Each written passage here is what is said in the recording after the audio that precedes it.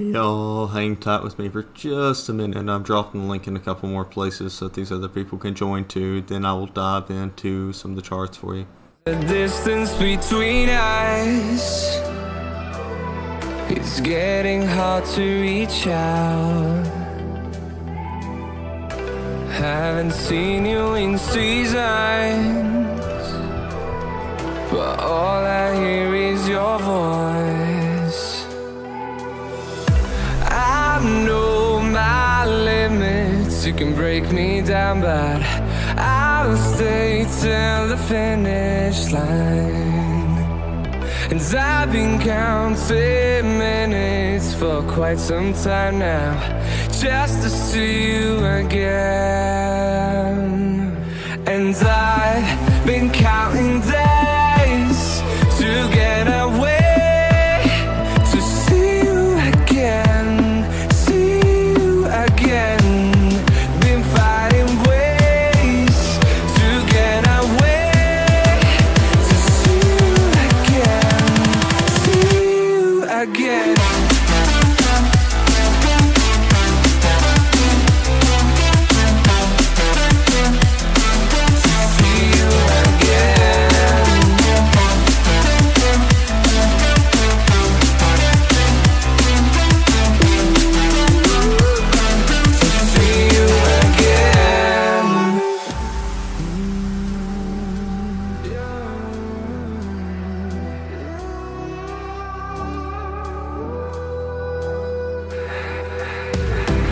We got millions of reasons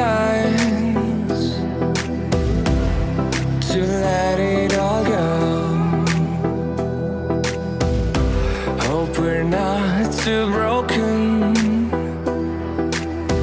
I know I'm not always strong,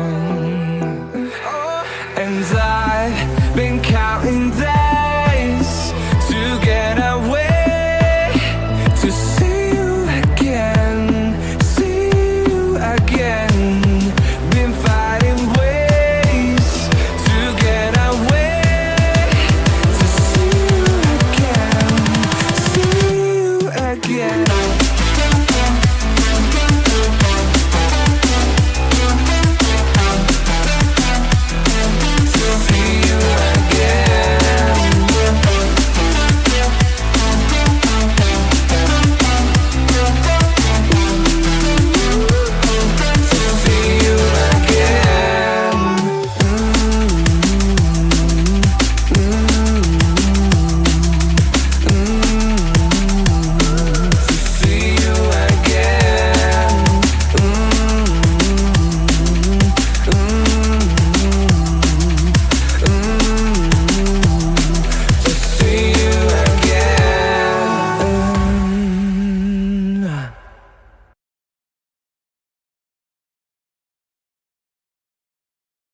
Alright everyone, give me just a second to switch up the chart here and we'll dive in starting with Tesla.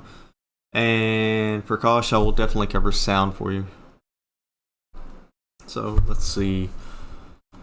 Starting with Tesla real quick, what do we got going on here, right? So similar to what we looked at yesterday, and keep in mind as we're looking through quite a few of these charts, even some of these were getting the movement they were getting before the job starts data came in this morning. So what we got on Tesla? Tesla broke down from the pennant, right? It back tested and rejected exactly at the pennant. So now we've got the same zone that we're now going back and checking to see whether or not Tesla is going to hold this continuation uptrend that we've got going on here, or if it's going to break that support and go lower. So let's see, going from Tesla over to a couple of others is where we're going next. So sound real quick, since Prakash specifically requested it, what we got going on sound? So sound, it's broken this trend, right?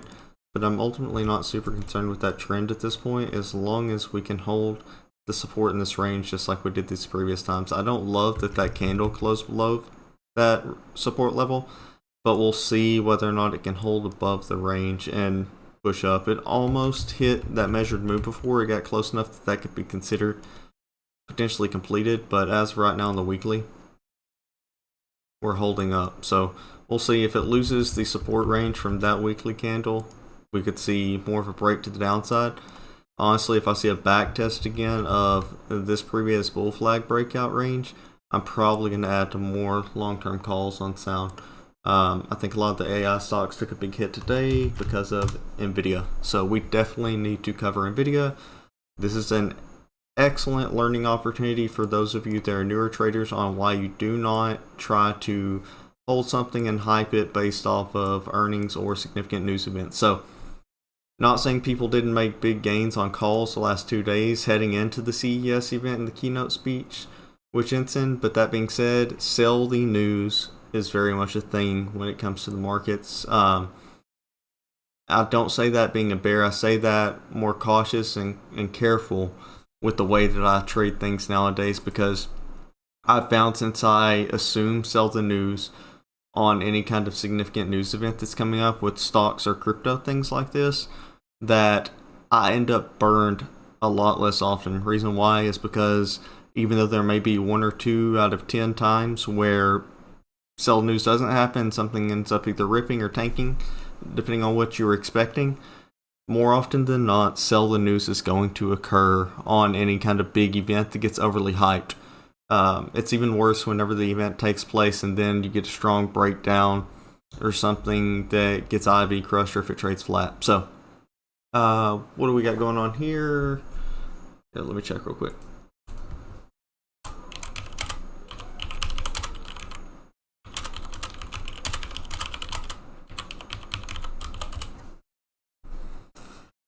And what we got going on here, right? So Nvidia not only rejected at that previous all-time high, which is what we were looking for and monitoring yesterday, and I got tied up on some quicker moving options over in the small cap challenge account, which I can update y'all on that here in a minute, but which went really well. So I can't be that upset, but I meant to sell covered calls that opened this morning on my Nvidia shares like I was planning and got sidetracked and distracted with the other stuff. So didn't sell covered calls, hoping actually for a little minimal bounce. I don't know if we'll definitively get or not, but yeah, there's some pretty gnarly movement here, especially since we closed below that support range. I'm not loving that. One thing that I mentioned to keep an eye for on this kind of stuff is the volume. So not only did we have a big, fat, huge red candle today, when you have one of those with huge volume like this, it picks up momentum. And similar to what you saw going on right here on that previous rejection, how we went down and moved hard down and fast from there, you need to watch out for that here. We attempted, if you look at the weekly, you can see that on the weekly, when we broke this uptrend here, we bounced and we retested the uptrend, but we've yet to close a weekly candle above that uptrend line. So that's what I'm watching right now, leaving that trend line as it is on the weekly time frame for the moment, just to see what happens. But I'm really kicking myself for not hedging my shares, which is $5 a share. It's not the end of the world. My cost basis is much lower than the current price range. I just had a plan to protect myself, and I didn't. Let's look real quick at IWM and Google on why I didn't. Might be a good reason, though. Apologies for all the lines here. We've been scalping the crap out of IWM very successfully, so still doing that. So this morning, on that initial rejection here, I saw the flows and entered puts on that, and then we got the data right at, what was that, 10 p.m. Eastern time, and that data was the job starts data. I don't know if y'all saw that or not, so I'm going to click on it real quick and show you, because we still have significant data coming tomorrow, but it was the job openings data, right? It came in hot. And what that means is it's probably detrimental to the narrative that we are going to be able to reduce the Fed interest rates as quick as we'd like. So what am I looking for here on IWM? For one, the puts that we scalped today, I exited those at that first support. I'm kind of kicking myself because I locked the gains at 300 something percent, which I shouldn't be upset about that. Still awesome gains. But on that continuation move to the downside, those ended up hitting 482% gains. So great setup there on IWM. What I'm watching for here is to see how the data tomorrow, as well as the meeting minutes that get released for the Fed for the Fed FOMC meeting that took place in December. That gets released tomorrow. And what I want to show y'all real quick, and we'll come back to IWM, is why I'm treading carefully into tomorrow. Again, not being bearish here, but I'm also not going to get caught in a position to where I'm in something risky that I can't get out of on calls here. And that's why I'm not swinging calls in the setup at the moment, because we broke the trend on QQQ, right? We backtested and we rejected at the trend. So not only that, if you're looking at this trend line, which is the shorter term downtrend, we rejected at that trend line technically on the daily candles. Why is this significant and why is tomorrow significant? The FOMC interest rate decision and overall decision and outlook for 2025 is where we started our existing downtrend in December on many of the stocks and indices. So while we're still maintaining a nice uptrend longer term on quite a few things, you need to be cautious in the coming days, because tomorrow FOMC meeting minutes is going to show a little bit more detail about what was discussed during FOMC that led to their decisions, and it's probably going to serve as a catalyst. That combined with the data that I just showed you for jobs in the morning. So we got jobless claims tomorrow morning. While you have speakers and everything Thursday, the market is closed.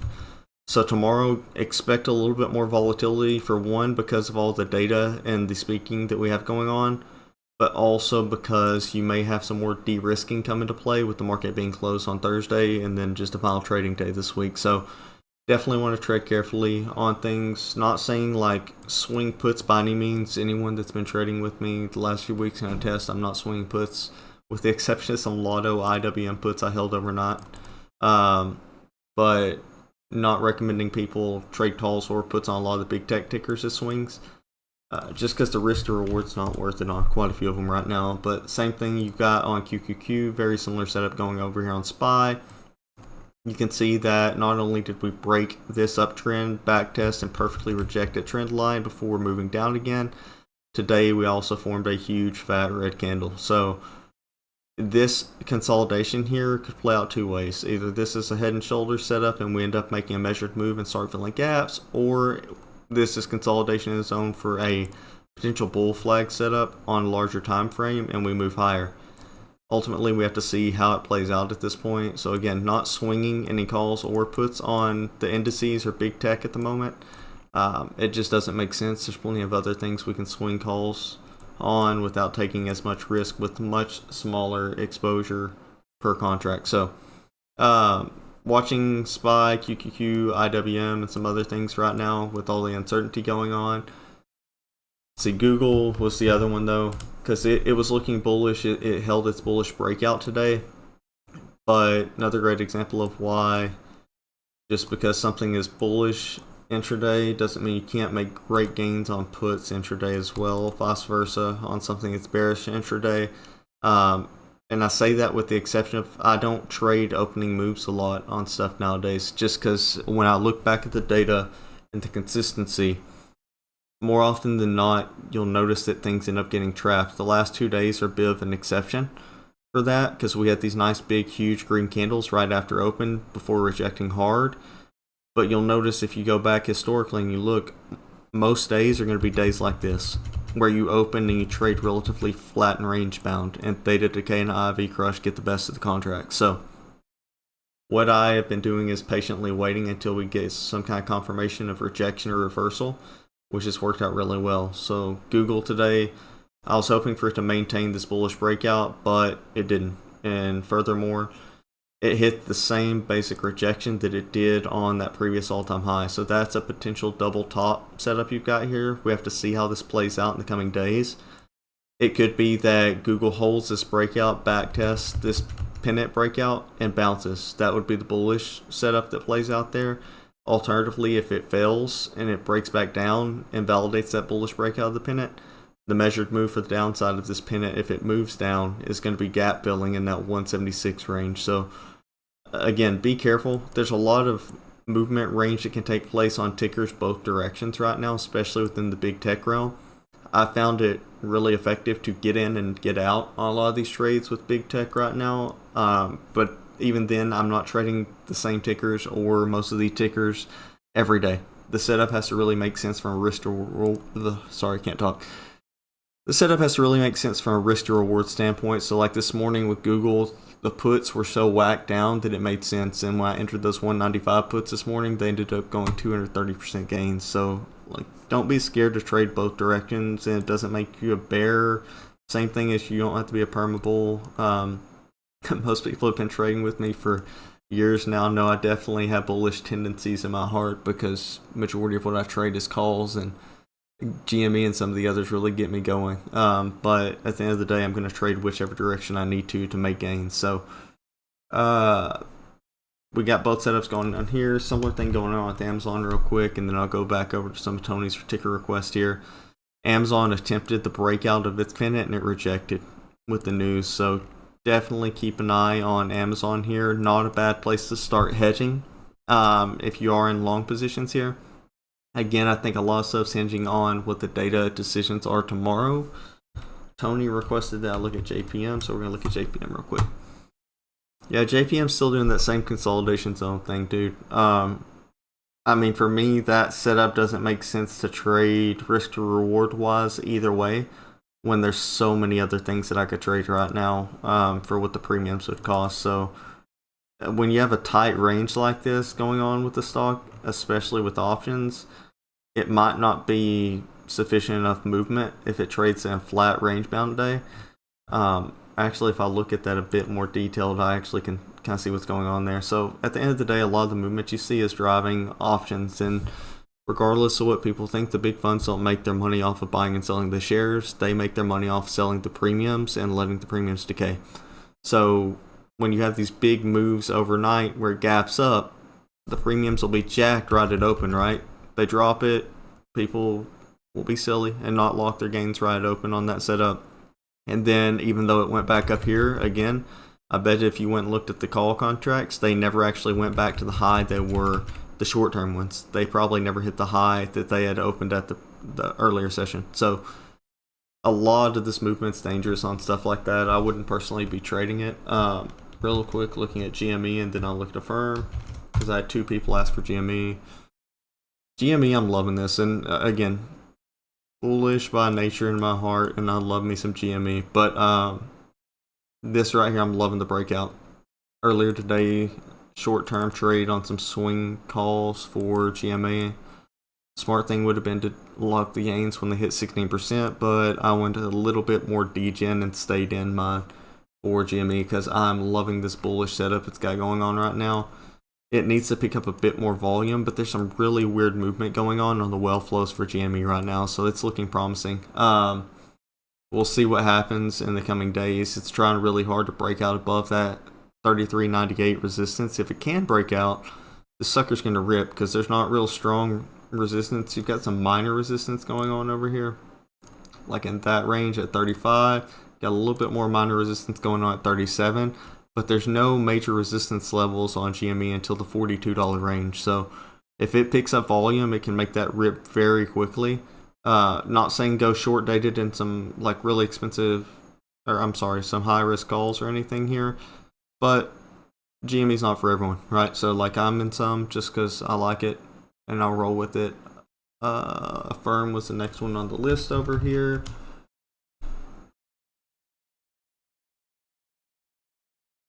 Daniel asked to look at a couple of things. So, like, I can look at the after hours trading for you, dude, but honestly, I don't put a whole lot of emphasis on aftermarket and pre-market trading movement on the levels. Reason being is the low volume and the liquidity is so dry that you're seeing really wacky movement that may or may not be reflective of, like, what we're seeing on the actual technicals. Real quick, Tony, let me show him this on NVIDIA before I do Affirm. Good example would have been NVIDIA last night, right? So NVIDIA got the little movement in the evening session whenever Jensen took for his keynote, he took stage. We had this nice, huge, volatile movement that came into play whenever pre-market opened up.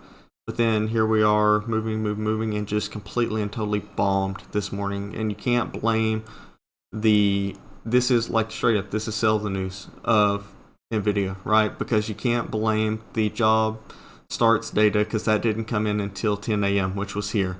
So it had already started diving before that data came in. That just helped kick it into another gear. So No accent, diamond hands. Tony's turned into a diamond-handed DJ, and is basically what I just saw in that chat. He wants me to look at IONQ real quick. Yeah, dude, there's nothing super tangible. It looks like there. I don't know if data came in. I'm not watching this one closely enough to have a say per se.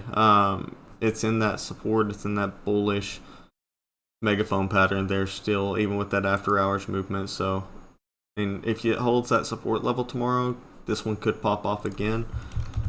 Guess you will have to wait and see on it. Yeah, quantum is definitely a hot thing overall. I think that what you saw today, for sure, some of the drop on Nvidia impacted AI, and therefore sympathy rubbed off on quantum as well. Oh my gosh, Tony asked what a diamond hand is. I might have to hit him with some memes and gifs here in a minute. Only the true GME and AMC apes of 2021 really understand the reference, I guess. But yeah, Polish Muffin told him where to begin. I love it. Affirm, though, Tony, to answer your question, on the weekly, it's still maintaining the setup and the breakout. So I'll be watching this. I don't love that bearish engulfing weekly candle right now, but the week isn't over yet, right? So we'll see if we can get the bounce in this range and move higher on the firm, or if it's going to lose this support zone it's been holding. I could probably do a couple more, then I've got to go check my wife's car real quick so she can take her daughter to gymnastics. The battery decided to croak in the Texas cold. So, let's see. Bitcoin real quick, because I promised people I would look at that. Still not stressing, even though if I showed you my crypto port, you would probably wonder why I'm not crying in the corner right now, and it's because I'm immune to it at this point. I'm not super concerned on Bitcoin right here. Reason being is if I look at the weekly here, it's very much still in the same bullish setup. So that movement back and forth with the sympathy overall, not concerning for me. Volume's tapering a bit here with selling, which isn't, like it picked up a little bit on the daily, it looks like. I'll be a little bit more concerned on Bitcoin if it invalidates the current bull flag on the weekly, which would be, a close below that 92K level. But until then, Bitcoin and crypto as a whole have so many positive catalysts in the coming weeks and months. I'm not really concerned about it. I think you'll see a lot more hype after the inauguration and other things, so not super stressed there. Polish Muffin said GME will be trading in the 40 to 50 soon. Yeah, I think people thought I was crazy when I mentioned earlier today that, the movement of $40 back and forth in a single day kind of made some of us immune to things when we watched that happen on GME, but it damn sure actually did happen, to where we'd literally watch something bounce up $40 and then it would tank right back down, and I don't know, it caused us to be callous a bit, I suppose. See, any other ticker requests specifically I need to cover? If not, I'll wrap up, and then I might jump back on a session here in just a little bit once get things a bit settled with the kiddos. But looking here to see if I got any other requests on the list. I don't want to accidentally not cover somebody's stuff. We covered a lot of the big tech tickers at the beginning if you're joining in late and wanted to hear those. So cover Tesla, Nvidia, SPY, QQQ, various others there. Why is this spammer contacting me? Don't like spammers, guys. They're gonna make me break out my ethical hacking days. Palantir, you got it, Vanya. That's another one I'm not super stressed about at the moment, even though we've got this huge red candle on the weekly. I mean, it's still in the same zone, so I would have liked to have seen it hold that trend line, which it did not. But ultimately, it's still in the same bullish breakout here, so weekly, I want to see if it can hold above that $65 range, because that's really where the previous demand zone, or I'm sorry, I should say previous supply zone that became a demand zone lives. You can see right here where we wicked down on that weekly and then bounced hard, wicked down, bounced hard. I want to see if Palantir can do that. Keep in mind, regardless of what the broader tech market is doing, if we have some increasing escalations, which unfortunately it kind of looks like it based off of what I'm seeing on some of these Twitter updates, increasing escalations in the Middle East, increasing escalations with Russia, which is fun since I'll be in Estonia and Finland next week. But Palantir is probably going to rip because it serves as a wartime stock as well. Tony, I'll knock out Shop for you real quick, and then I got to bail. So let's see. Shop. I mean, even with that huge red candle today, it's holding that support. So I actually saw some interesting calls on one of my screeners earlier today for Shop. I didn't pounce on it yet because I wanted to wait and see how things play out with the data tomorrow. Because Shop could totally hit that gap fill at 92.16 as well. So I'm gonna be realistic here again. Obviously, I don't have a bearish bias because right here I'm trying to primarily, I guess, mark only the bullish setup there. But the bearish setup on this thing is that it breaks to the downside and potentially fills that gap. So either or, you could feel. Matt's over here chilling, owning the Bitcoin. I like the memes, dude. So I'm gonna wrap up just for the time being. Might jump back on later. If this is your first time joining, thank you for joining. If you're watching after the fact, that's cool too. I appreciate you taking the time to listen in. Please do hit the like, subscribe button. Feel free to share the link on your socials. The free link and everything's there too. So have at it. We're all about sharing and growing with knowledge, and it's not like trying to drive money or monetization or any of that. So if there's any questions or feedback or anything anyone has, feel free to throw it to me in a message. In the meantime, I gotta go help out kiddos. Yep, cool. Here I'm now. So, everyone have a great night, have a blessed evening, and look forward to making more gains tomorrow. Talk to you later.